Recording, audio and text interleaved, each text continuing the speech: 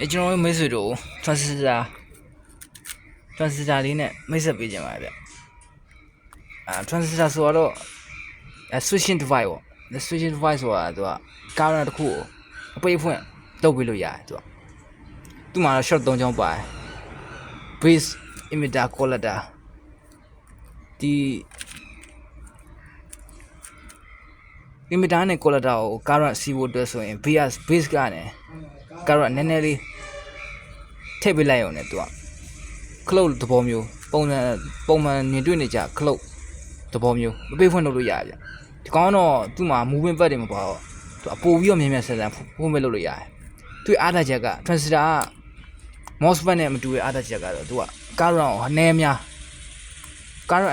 သူကတိတိကျကျထိချုပ်လို့ရတယ်ဒါကြောင့်မို့ပဲသူက amplifier တို့တခြားဒီ current driven device တွေမှာသူကတုံးရတယ်အခုခေတ်မှာတော့ transistor တွေကို transistor ပေါင်း million ပေါင်းများစွာအသုံးပြုပြီးတော့ logic IC တွေပါတယ်တိဆောက်ကြပါဗျသူတို့ပုံမြန်ဆန်တဲ့ MOSFET တွေပေါ်လာတော့ logic IC တွေမှာဒီ BJT bipolar junction transistor လို့ဆိုတော့ BJT ကိုသိမကြုံကြတော့ဘူးဗျသူတို့အဓိကအားနည်းချက်က BJT ရဲ့အဓိကအားနည်းချက်ကသူက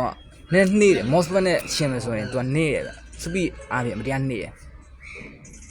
ဒီ MOSFET နဲ့ transistor နဲ့ရှင်းကြည့်မယ်ဆိုရင်သူတို့ speed ကအရင်ကွာဒါကြောင့်မို့ပဲ MOSFET ကို computer RAM တွေ random access memory တွေပိုင်းမှာအသုံးပြုတယ် MOSFET transistor နဲ့ MOSFET နဲ့ရှင်းကြည့်မယ်ဆိုရင် transistor ကလိတ်တကောင်နဲ့သွားတူပြီးတော့ MOSFET ကတော့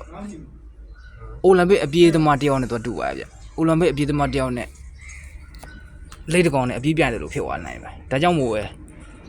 လက်တွေ့ electronic မှာတော့ဒီ current driven အတွက်မလိုအပ်လို့ရှင် MOSFET ကိုအသုံးပြုတယ် current driven ကိုတိတိကျကျ